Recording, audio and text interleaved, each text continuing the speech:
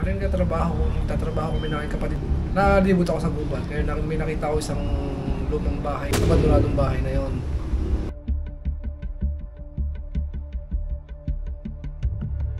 Unang kita ko, mag-isa ako, medyo mabigat, tapos nakakatakot kasi puro gubat na nga. Yung mga damo tataas na. Pag malapit ka na doon, parang may tumutulak sa'yo. Tapos sira-sira na yung mga dingding, tapos mga bintana, mga laglag na. Parang yung bintana niya, parang palaging nakasilip.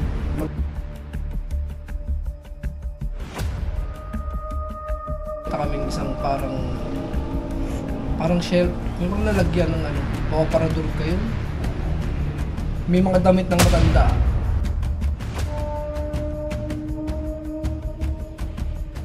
May nakita pa kaming dalawang pinto na samentado. May lapida. Ay, tinignan ko.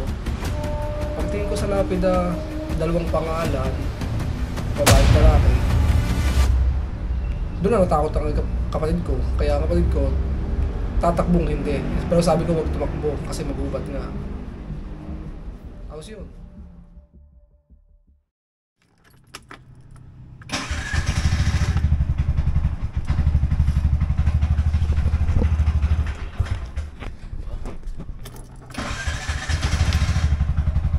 Lolo ko, pangitain ba yun? Ganyan eh, kinabit yung ilaw. Pag yung malamig, Pangitain ba yun?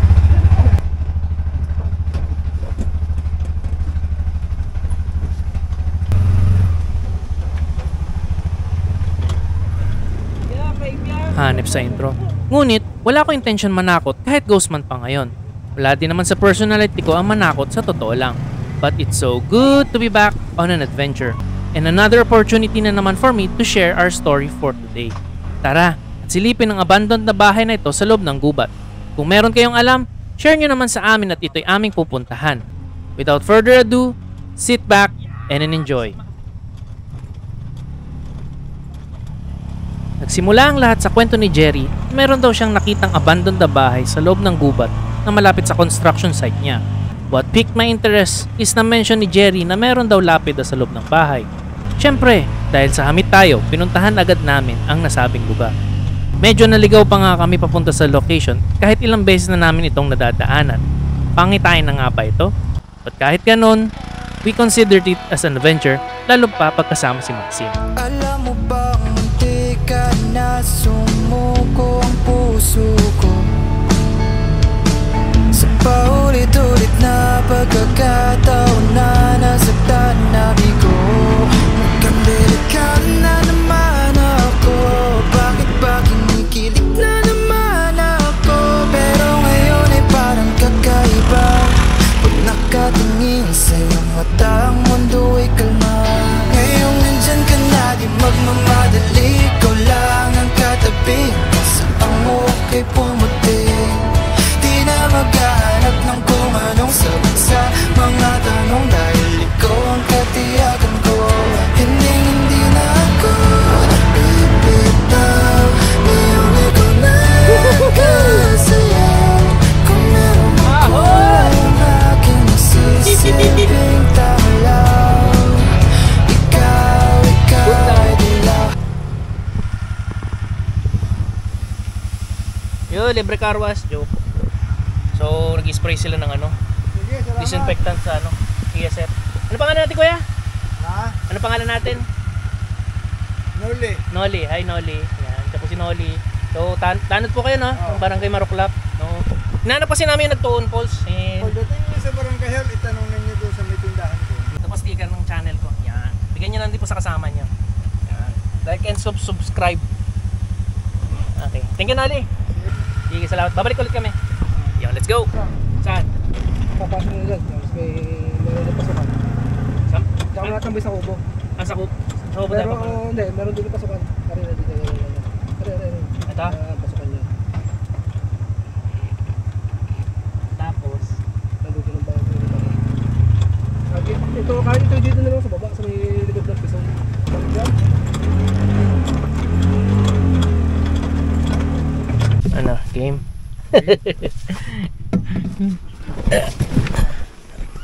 Alright, we've arrived. So, bale, hanapin natin kung nasa yung sinasabing bahay ni Jerry. Ganda ng view dito. Tara, let's go. Silipin natin. Gubat na. Yan. Ang ano. Na. Mas panda dun. May nakikita kami kulay brown. Scary nga.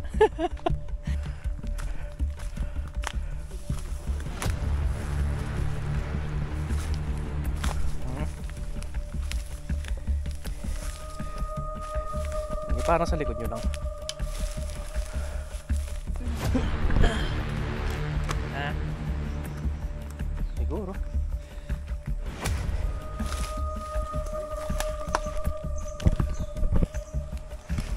Kaliwete ako.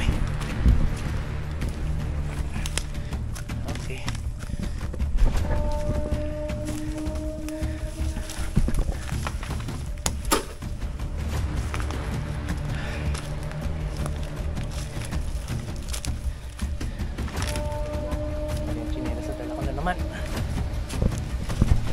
Padala ko yung ano, yung isa kong sandals.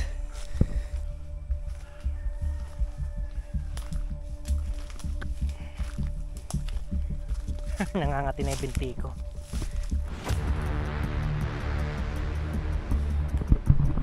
Akasa na lang ng loob, no? Pag gabi dito pupunta. Maaya nga yung grupo.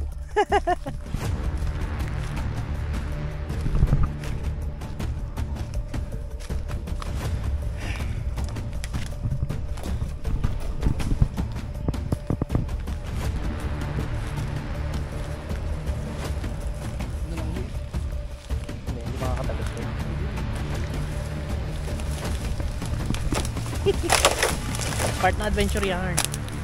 Kita matanda. Baayos yun, malinis. Bahay. May part, bahay na rin. Oo.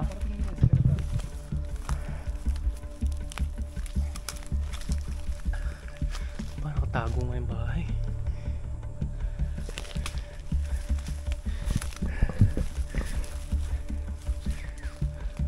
Mahal tong halaman na ito. Oh. Oh. Sabi nila elephant's foot. Nakita ko lang sa Facebook Marketplace eh. Binibenta. Sabi ko kalat lang sa gubat yan eh. Halaman ito.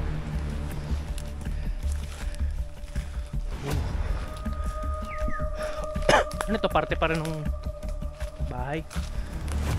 Ito ba to?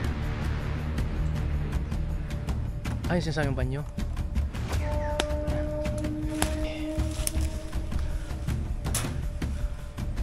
Kubo nga.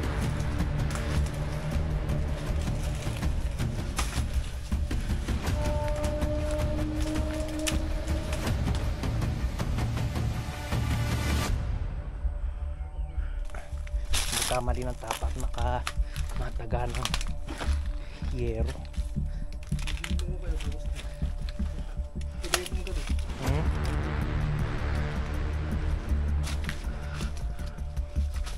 Ano meron dun? Ay, yung mismong loob ng bahay. Ah, ilalim na silong. Sarami ang gano'n.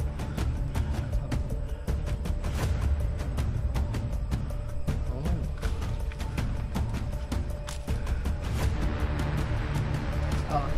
Bumagsak lang yung isang.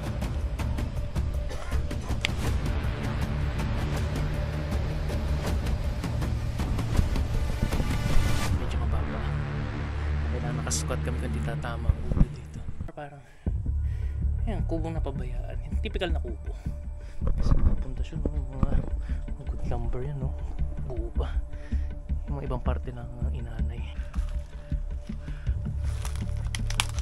Yeah.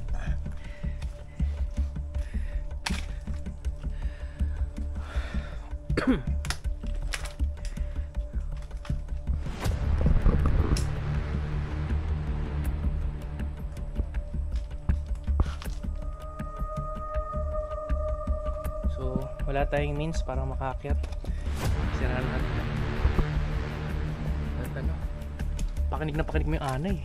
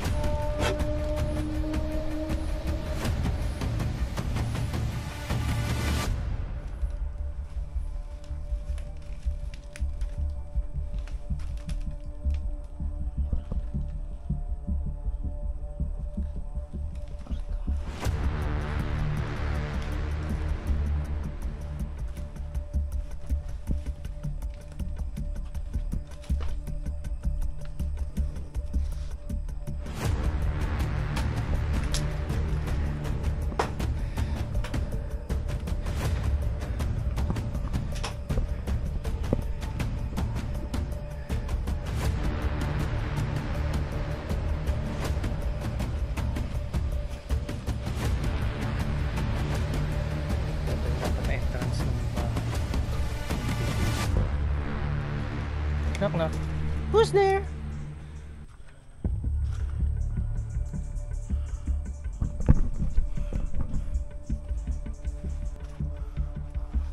Reka, may kumakagat sa pako.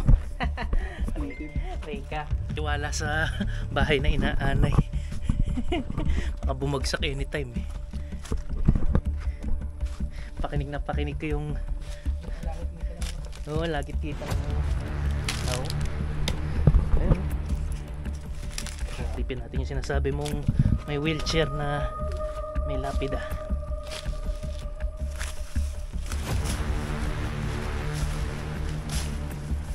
Tipin natin tong extension ng CR.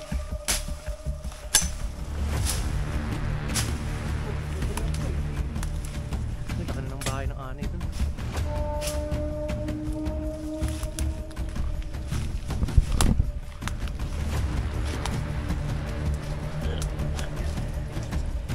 Ayun, may lapid na. Sa yung wheelchair dyan din. Bahan nyo. Daming bote ng coke at beer. Oh, may wheelchair na.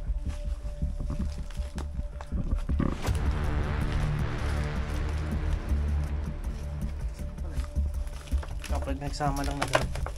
Wala. Wait, malambot.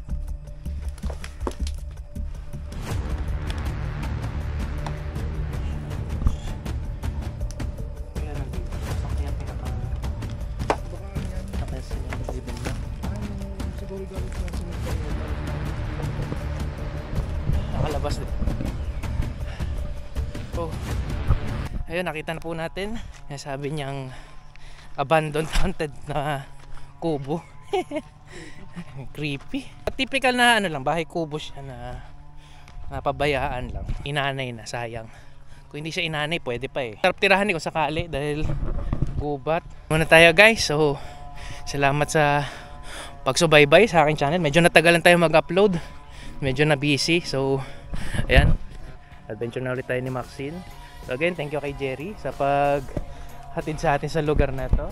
So abangan nyo sa susunod, makakasama natin siya sa mga adventures natin.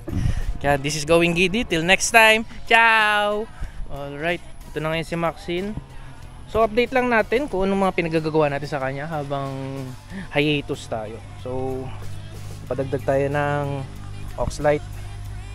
Para mini driving light siya eh. Para mas maliwanag tayo sa daan. Palit tayo ng headlight. Pag sa malayo akala mo yung mga e-bike, all next to Jerry pagkakabit. Solar panels, bale naka solar na yung ilaw sa loob. Gusto ko sana charging din ng ano, may solar generator sa loob. Roof rack, thanks kay Macreus sa Tagaytay pa pinakabit kay Kuya Ome. Same din itong trapal. Yes. Tapos ito, reverse light. Yan, napakahalaga niyan kasi sa dilim, pag wala kang makita pag nagre-reverse tong si Maxine. Kasi syempre kung saan kami nagpupunta, kailangan mo talaga ng liwanag. Tapos itong likod ay ginawa natin screen muna. Kasi nandiyan pa naman yung yung original na cover ng trapal. Ginawa ko lang screen muna. Kasi mainit. Yung makina, yung heat ng makina, pag nakababatot, nakababa yung mga tarp sa labas, nakukulob yung init. Kaya ito muna nilagay ko para lumabas yung init, para presko aking mga pasahero. Ito, lamesa. Yan. Folding table yan. Shelf sa loob. So far yan pala. Crates para organize ang gamit. So yan. Ito update natin kay Maxine. Marami pa tayo idadagdag para ready na sa susunod na adventures. Hindi na dito kasama. So yeah, let's go!